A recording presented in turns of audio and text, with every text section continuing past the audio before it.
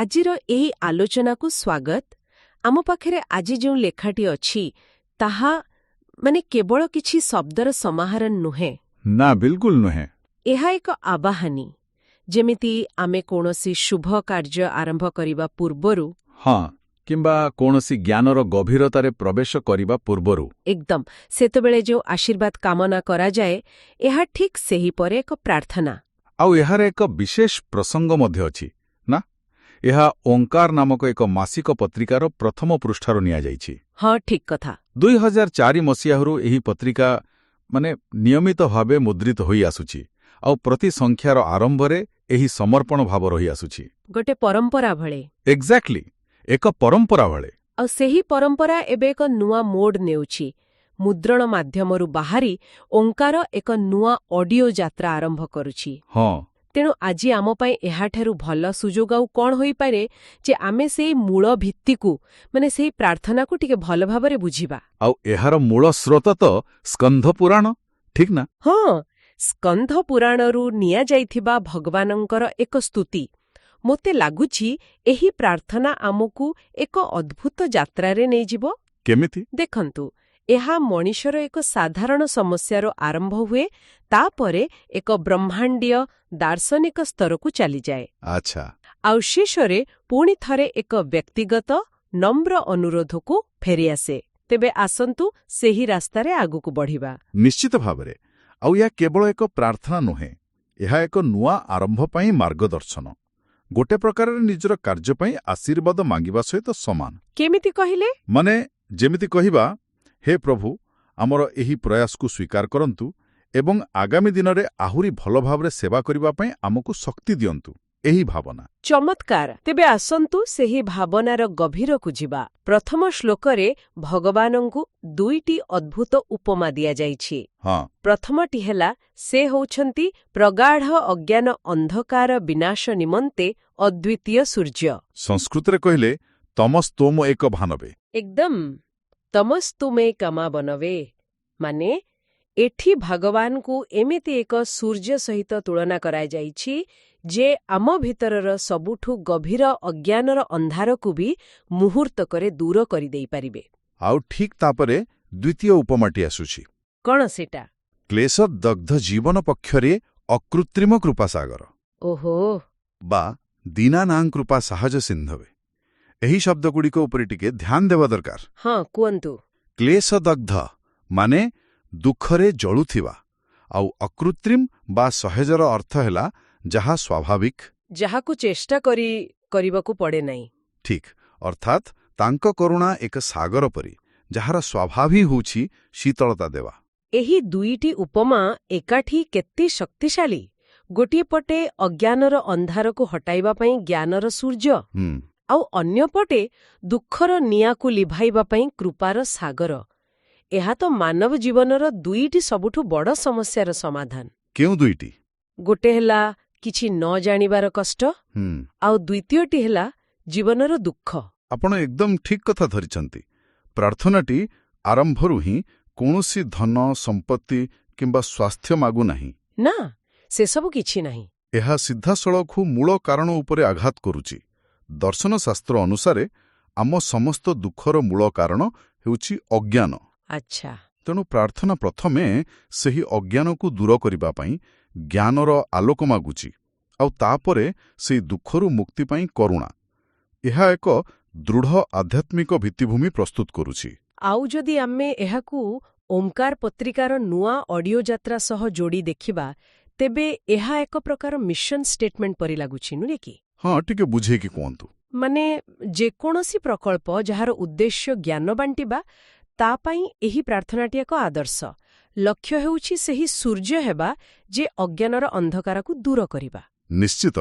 ଆଉ କୃପାସାଗର ଦିଗଟି ମଧ୍ୟ ସେତିକି ଗୁରୁତ୍ୱପୂର୍ଣ୍ଣ।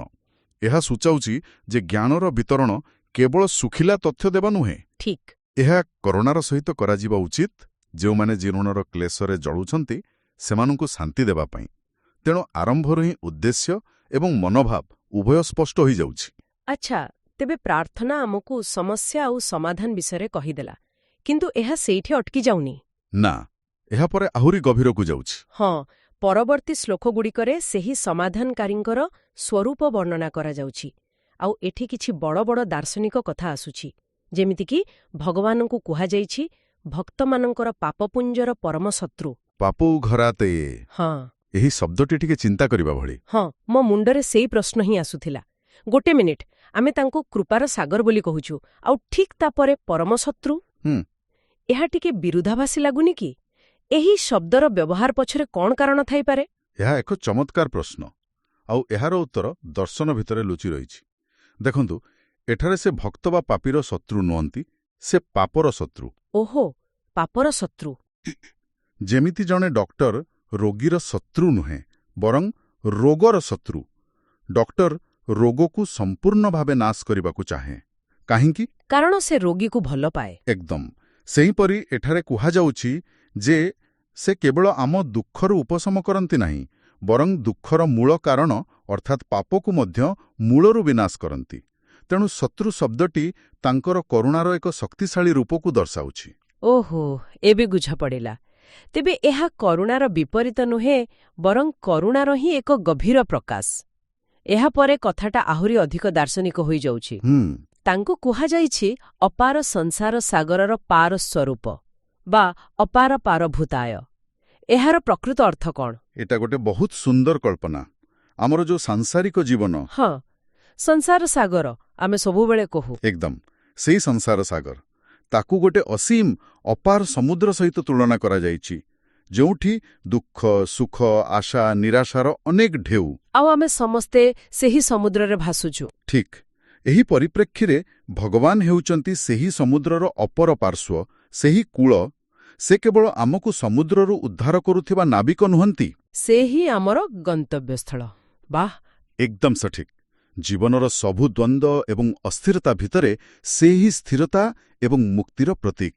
ତେଣୁ ସେ କେବଳ ଉଦ୍ଧାରକର୍ତ୍ତା ନୁହନ୍ତି, ସେ ହିଁ ଲକ୍ଷ୍ୟ। ଆଉ ଏହାପରେ ସବୁଠୁ ବଡ଼ କଥା ଆସୁଛି, ଯେତେବେଳେ ତାଙ୍କୁ ବ୍ରହ୍ମଭୂତାୟ କୁହାଯାଉଛି। ଅର୍ଥାତ୍ ସେ ହିଁ ବ୍ରହ୍ମା। ହଁ, ସେ ନିଖିଳ ବସ୍ତୁର ମୂଳ ହେତୁ।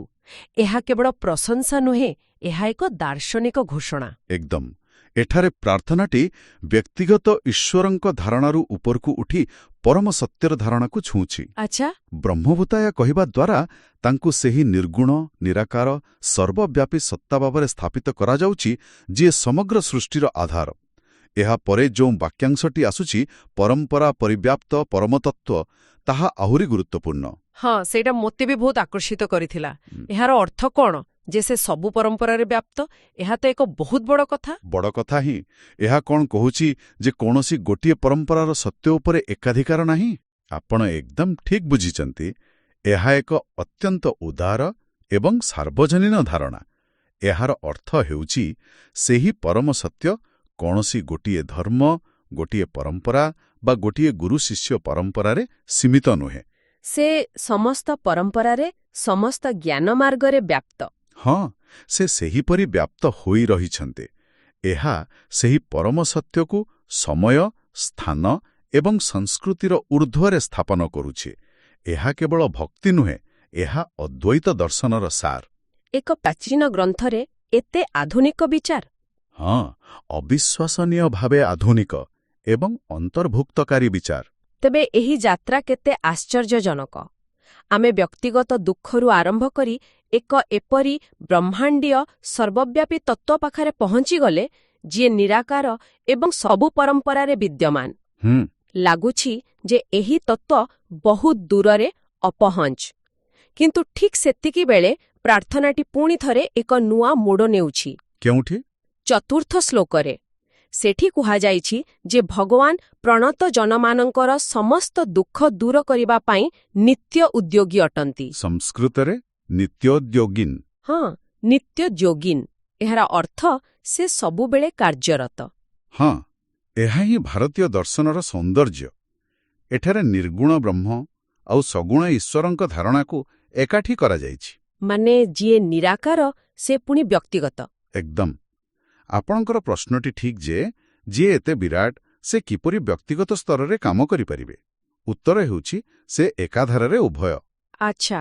ସେ ଏକାଧାରରେ ସମଗ୍ର ବ୍ରହ୍ମାଣ୍ଡର ଆଧାର ହୋଇଥିବା ବେଳେ ଏକା ସାଙ୍ଗରେ ନିଜ ଭକ୍ତଙ୍କ ଦୁଃଖ ଦୂର କରିବା ପାଇଁ ସର୍ବଦା ଚେଷ୍ଟିତ ଥିବା କରୁଣାମୟ ଈଶ୍ୱର ମଧ୍ୟ। ନିତ୍ୟ ଉଦ୍ୟୋଗୀ ଏହି ଶବ୍ଦଟି। ହଁ, ଏହି ଶବ୍ଦଟି ସୂଚାଏ ଯେ ତାଙ୍କ କୃପା କେବେ ବନ୍ଦ ହୁଏ ନାହିଁ। ଏହା ଏକ ନିରନ୍ତର ପ୍ରବାହ, ଏକ ସ୍ଥାୟୀ ପ୍ରତିବଦ୍ଧତା। ଆଉ ଏହି ସକ୍ରିୟ ଭୂମିକାକୁ ବର୍ଣ୍ଣନା କଲାପରେ ପ୍ରାର୍ଥନାଟି ତାର ଶେଷ ପର୍ଯ୍ୟାୟକୁ ଆସୁଛି। ଆଉ ଏହି ଶେଷ ଅନୁରୋଧଟି ମୋତେ ସବୁଠୁ ଅଧିକ ପ୍ରଭାବିତ କରେ। ଶେଷ ଅନୁରୋଧ। ଏତେ ସବୁ ବଡ଼ ବଡ଼ କଥା କହିବା ପରେ ଶେଷରେ ଯାହା ମଗାଯାଉଛି ତାହା ଅତ୍ୟନ୍ତ ସରଳ ଏବଂ ଆନ୍ତରିକ। ହେ ନାଥ, ଦୁଃଖ ସମୁଦ୍ରରେ ନିମଗ୍ନ ଜଗତବାସୀ ଜୀବମାନଙ୍କ ପ୍ରତି ପ୍ରସନ୍ନ ହୁଅନ୍ତୁ। ଆଉ ତାପରେ କଟାକ୍ଷୁଲ୍ୟାପାତେନ ତ୍ରୟସ୍ୱ କରୁଣାକର। କେବଳ ଗୋଟିଏ କୃପା କଟାକ୍ଷ, ଗୋଟିଏ ସ୍ନେହଭରା ଦୃଷ୍ଟିରେ ଉଦ୍ଧାର କରିବାକୁ ପ୍ରାର୍ଥନା କରାଯାଇଛି। ଏହା ହିଁ ପ୍ରାର୍ଥନାର ଶିଖର। ଭାବି ଦେଖନ୍ତୁ, ଏତେ ବଡ଼ କାମ, ସମଗ୍ର ଜଗତକୁ ଦୁଃଖ ସାଗରରୁ ଉଦ୍ଧାର କରିବା, ଆଉ ସେଥିପାଇଁ କ'ଣ ମଗାଯାଉଛି? କୌଣସି ବଡ଼ ଯଜ୍ଞ ବା କଠୋର ତପସ୍ୟା ନୁହେଁ। ନା, କେବଳ ଗୋଟିଏ ଦୃଷ୍ଟିପାତ। ଆଉ ସେହି ଦୃଷ୍ଟିପାତକୁ ମଧ୍ୟ ଲୀଳା କୁହାଯାଇଛି, ଅର୍ଥାତ୍ ଏକ ଖେଳ। ମାନେ ତାଙ୍କ ପାଇଁ ଏହା ଏକ ଖେଳ ଭଳି ସହଜ। ଏକଦମ। ଏହାକୁ ବୁଝିବା ପାଇଁ ଗୋଟେ ଆଧୁନିକ ଉଦାହରଣ ନେବା। ଧରନ୍ତୁ, ଆପଣଙ୍କ କମ୍ପ୍ୟୁଟରରେ ଏକ ଛୋଟ ସମସ୍ୟା ପାଇଁ ଆପଣ ଦିନ ତମାମ ହଇରାଣ ହେଉଛନ୍ତି। ହଁ, ଏମିତି ତ ହୁଏ। ଆଉ ଆପଣ ଦୁନିଆର ସବୁଠୁ ବଡ଼ କମ୍ପ୍ୟୁଟର ପ୍ରୋଗ୍ରାମରଙ୍କୁ ଡାକିଲେ। ସେ ଆସି କେବଳ ଗୋଟିଏ ନଜର ପକେଇଲେ ଆଉ କହିଲେ, ଆରେ ଏଟାକୁ ଏମିତି କରିଦିଅ, ଆଉ ସମସ୍ୟା ସମାଧାନ। ହଁ, ତାଙ୍କ ପାଇଁ ଏହା ଏକ ଲୀଳା ବା ଖେଳ, ଗୋଟିଏ ସେକେଣ୍ଡର କାମ। କିନ୍ତୁ ଆପଣଙ୍କ ପାଇଁ ଏହା ସମଗ୍ର ଦିନର ସମସ୍ୟାର ସମାଧାନ। ଆଚ୍ଛା। ଏଠି ମଧ୍ୟ ସେହି କଥା କୁହାଯାଉଛି। ଈଶ୍ୱରୀୟ ଶକ୍ତି ଏବଂ ମାନବର ଆବଶ୍ୟକତା ମଧ୍ୟରେ ଥିବା ଏହି ବିରାଟ ପାର୍ଥକ୍ୟକୁ ଏହା ଦର୍ଶାଉଛି। ଯାହା ଆମ ପାଇଁ ଜୀବନ ମରଣର ପ୍ରଶ୍ନ, ତାଙ୍କ ପାଇଁ ତାହା କେବଳ କୃପାର ଏକ ସହଜ ଦୃଷ୍ଟିପାତ। ତେବେ ଆସନ୍ତୁ ଏହି ପୂରା ଯାତ୍ରାକୁ ଏକାଠି କରି ଦେଖିବା। ଆମେ ମଣିଷର ଦୁଇଟି ମୂଳ ସମସ୍ୟା, ଅଜ୍ଞାନ ଓ ଦୁଃଖରୁ ଆରମ୍ଭ କଲେ। ତାପରେ ସମାଧାନକାରୀଙ୍କୁ ବ୍ରହ୍ମାଣ୍ଡର ମୂଳ ତତ୍ତ୍ୱ, ସର୍ବବ୍ୟାପୀ, ସର୍ବଶକ୍ତିମାନ ଭାବେ ବୁଝିଲୁ। ଠିକ୍। ଆଉ ଶେଷରେ ସେହି ମହାନ ଶକ୍ତିଠାରୁ କେବଳ ଏକ ଛୋଟ କରୁଣାର ଦୃଷ୍ଟି ପାଇଁ ନିବେଦନ କଲୁ। ଏହା ଜ୍ଞାନ ଏବଂ ଭକ୍ତିର ଏକ ଅପୂର୍ବ ସମନ୍ୱୟ। ସମ୍ପୂର୍ଣ୍ଣ ଭାବେ ଏହା ଏକ ସମ୍ପୂର୍ଣ୍ଣ ଆଧ୍ୟାତ୍ମିକ ଯାତ୍ରାର ରୂପରେଖା। ସମସ୍ୟାକୁ ଚିହ୍ନଟ କରିବା, ସମାଧାନର ସ୍ୱରୂପକୁ ବୁଝିବା ଏବଂ ଶେଷରେ ନମ୍ରତାର ସହିତ ସାହାଯ୍ୟ ମାଗିବା। ଆଉ ଯେତେବେଳେ ଆମେ ଏହାକୁ ଓଙ୍କାର ପତ୍ରିକାର ଉଦ୍ଦେଶ୍ୟ ସହିତ ଯୋଡ଼ି ଦେଖିବା, ଚିତ୍ରଟି ଆହୁରି ସ୍ପଷ୍ଟ ହୋଇଯାଏ। ହଁ, ସେଇଟା କେମିତି? ଦେଖନ୍ତୁ, ଏହି ନୂଆ ଅଡିଓ ଯାତ୍ରା ପାଇଁ ଏହି ପ୍ରାର୍ଥନା କେବଳ ଏକ ଶୁଭାରମ୍ଭ ନୁହେଁ, ଏହା ହିଁ ଏହାର ପରିଚାଳନା ନୀତି। ଲକ୍ଷ୍ୟ ହେଉଛି ଜ୍ଞାନ ବିତରଣ କରି ଅଜ୍ଞାନ ଦୂର କରିବା। ଆଉ ଡଙ୍ଗ ହେଉଛି କରୁଣାର ସହିତ ସେବା କରିବା। ଏକଦମ। ଆଉ ସବୁଠୁ ବଡ଼ କଥା, ଏହା କେବଳ ନିଜ ପାଇଁ ନୁହେଁ, ଶେଷରେ ସମଗ୍ର ଜଗତବାସୀଙ୍କ ପାଇଁ କଲ୍ୟାଣ କାମନା କରାଯାଇଛି। ଏହା ହିଁ ସବୁଠାରୁ ଗୁରୁତ୍ୱପୂର୍ଣ୍ଣ ଦିଗ। ସମସ୍ତ ଜୀବଜଗତ ପାଇଁ କରୁଣା ପ୍ରାର୍ଥନା କରିବା ସମଗ୍ର ଉଦ୍ୟମ ପାଇଁ ଏକ କଲ୍ୟାଣକାରୀ ମନୋଭାବ ସ୍ଥିର କରେ। ଏହା ବ୍ୟକ୍ତିଗତ ମୁକ୍ତି ପାଇଁ ନୁହେଁ। ନା, ଏହା ବ୍ୟକ୍ତିଗତ ମୁକ୍ତି ବା ସଫଳତା ପାଇଁ ପ୍ରାର୍ଥନା ନୁହେଁ। ଏହା ମାନବ ସେବାରେ ନିଜ କାର୍ଯ୍ୟର ସଫଳତା ପାଇଁ ଏକ ପ୍ରାର୍ଥନା। ପତ୍ରିକାଟିର ଉଦ୍ଦେଶ୍ୟ ଯେପରି ସମସ୍ତଙ୍କ ପାଖରେ ପହଞ୍ଚି ସମସ୍ତଙ୍କର କିଛି ମଙ୍ଗଳ କରୁ, ଏହି ଭାବନା ଏଥିରେ ନିହିତ। ଆଉ ସ୍କନ୍ଦପୁରାଣ ପରି ଏକ ଶାସ୍ତ୍ରୀୟ ଗ୍ରନ୍ଥରୁ ପ୍ରାର୍ଥନା ଚୟନ କରିବା ଏହି ନୂତନ ଅଡିଓ ପତ୍ରିକାକୁ ଏକ ପରମ୍ପରା ଏବଂ ଗଭୀରତାର ଭାବନା ପ୍ରଦାନ କରୁଛି। ଏହା କହୁଛି ଯେ ଆମେ କିଛି ନୂଆ ଆରମ୍ଭ କରୁଛୁ, କିନ୍ତୁ ଆମର ମୂଳଦୁଆ ବହୁତ ପୁରୁଣା ଏବଂ ଦୃଢ଼। ତେଣୁ ଓଙ୍କାର ପତ୍ରିକାର ଏହି ଆବାହନୀ ସ୍ତୁତିର ଗଭୀର ଅନୁଶୀଳନରେ ସାମିଲ ହୋଇଥିବାରୁ ଧନ୍ୟବାଦ। ଏହା କେବଳ ଶବ୍ଦ ନୁହେଁ, ଏହା ଏକ ଦୃଷ୍ଟିକୋଣ, ଏକ ସମର୍ପଣ ଆଉ ଏକ ନୂଆ ଯାତ୍ରା ପାଇଁ ଏକ ପ୍ରତିଶ୍ରୁତି। ଆଲୋଚନା ଶେଷରେ ମୋ ମନରେ ଗୋଟେ ବିଚାର ଆସୁଛି। ହଁ, କୁହନ୍ତୁ। ଏହି ପ୍ରାର୍ଥନାରେ ଦୁଃଖର ସାଗରରୁ ଜଗତକୁ ବଞ୍ଚାଇବା ପାଇଁ ଏକ ଦିବ୍ୟ ଦୃଷ୍ଟିପାତ ବା କଟାକ୍ଷ ଲୀଳା କାମନା କରାଯାଇଛି। ଆଜିର ଏହି ସୂଚନା ଗଣମାଧ୍ୟମ ଏବଂ କୋଳାହଳରେ ପରିପୂର୍ଣ୍ଣ ଦୁନିଆରେ ସେହି କୃପା କଟାକ୍ଷର ସମକକ୍ଷ କ'ଣ ହୋଇପାରେ? ଏକ ଭଲ ପ୍ରଶ୍ନ। ମାନେ ଜ୍ଞାନ ବାଣ୍ଟିବାର ବା କରୁଣା ଦେଖାଇବାର କେଉଁ ଛୋଟ କାର୍ଯ୍ୟଟି ନିଜ ନିଜ ସମସ୍ୟାର ସାଗରରେ ବୁଡ଼ି ରହିଥିବା କାହା ପାଇଁ ଏକ ବଡ଼ ପରିବର୍ତ୍ତନ ଆଣିପାରିବ?